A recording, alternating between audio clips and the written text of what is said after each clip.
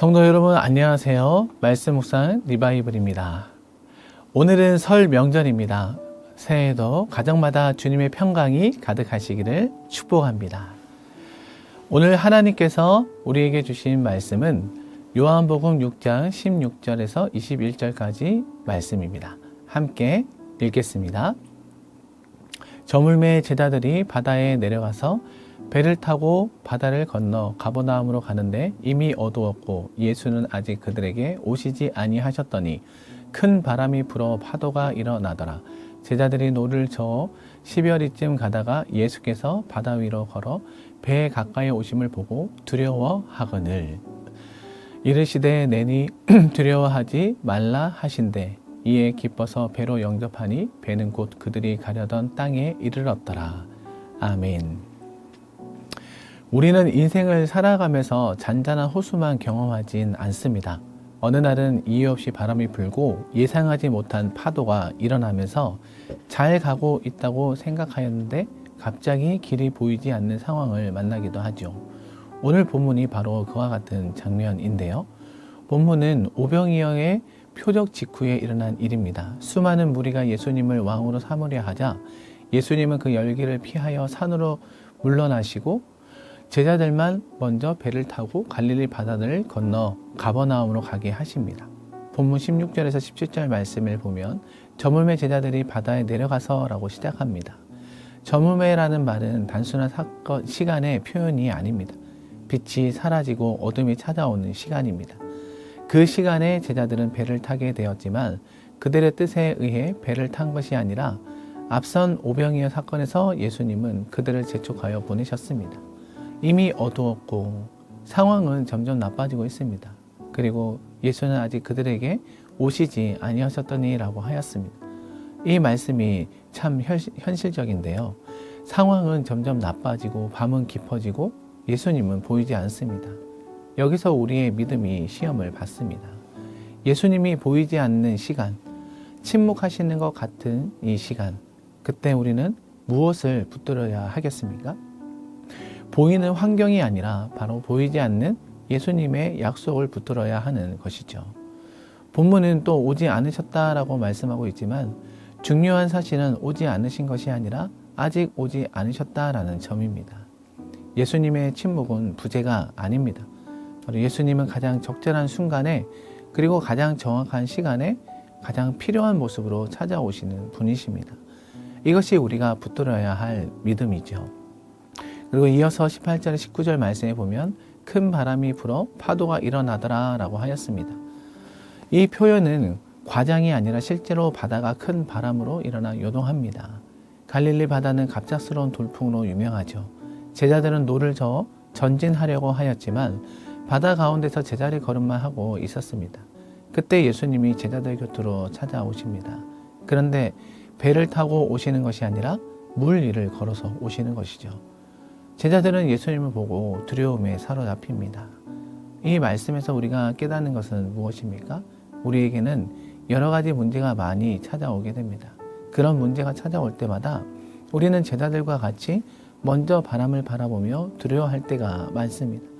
그러나 중요한 것은 문제보다 예수님을 바라보아야 하는 것입니다. 두려움은 환경을 볼 때 생기고 평안은 예수님을 바라볼 때 시작되는 것입니다. 그리고 본문 20절과 21절 말씀에 보면 풍랑은 여전했습니다. 바람도 멈췄다라는 기록이 없습니다. 그런데 예수님은 말씀하십니다. 내니 두려워하지 말라. 이 한마디가 상황을 바꿉니다. 여기서 내니는 단순히 나다가 아닙니다. 나는 그다, 나는 하나님이다 라는 의미이죠. 풍랑보다 크신 분이 지금 배 곁에 서 계십니다.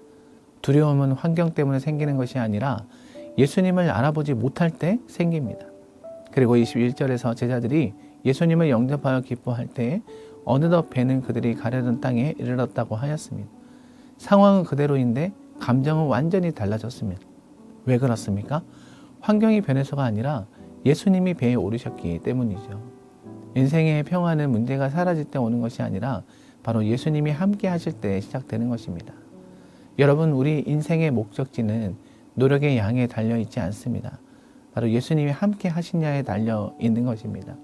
예수님을 모신 인생은 과정이 흔들려도 결국 하나님이 정하신 곳에 도착합니다. 두려움이 기쁨으로 또 불안이 확신으로 바뀌는 순간은 바로 예수님을 바로 영접하는 순간입니다. 이제 말씀을 맺겠습니다. 오늘 본문을 보면 예수님의 제자들에게도 예수님이 함께 계시지 않는 어둠의 시간이 있었습니다. 예수님은 계시지 않고 어둠은 몰려오고 갈 길은 먼 참으로 암담한 그런 상황이 그들 앞에 펼쳐졌습니다. 모든 것이 끝장이라는 절망의 순간까지 다다랐죠. 그러나 그때 예수님은 그들을 외면하지 않으시고 찾아와 주셨습니다. 이런 절망의 순간을 통해 제자들은 예수님에 대한 인식의 지평을 넓혀 갔습니다. 여러분, 이것이 고난과 시련이 우리에게 주는 유익입니다. 사실 인간적으로 고난과 시련의 상황이란 좋은 것은 아닙니다. 그러나 그런 과정이 없이는 어느 누구도 예수님이 자신의 삶의 구주라는 사실을 깨달을 수는 없습니다. 그래서 시편 기자는 시편 119편 71절에서 고난당한 것이 내게 유익이라 이로 말미암아 내가 주의 율례들을 배우게 되었나이다 라고 고백하였습니다. 어둠은 끝이 아닙니다. 또 풍랑은 실패가 아닙니다. 어떤 고난이 찾아와도 예수님이 함께 하시면 반드시 은혜가 임하는 것입니다.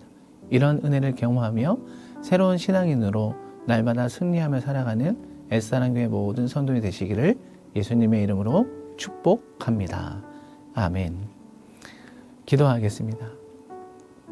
사랑의 하나님, 오늘 말씀을 통해 어두운 밤과 거센 풍랑 속에서도 우리에게 다가오시는 예수님을 보게 하시니 감사합니다.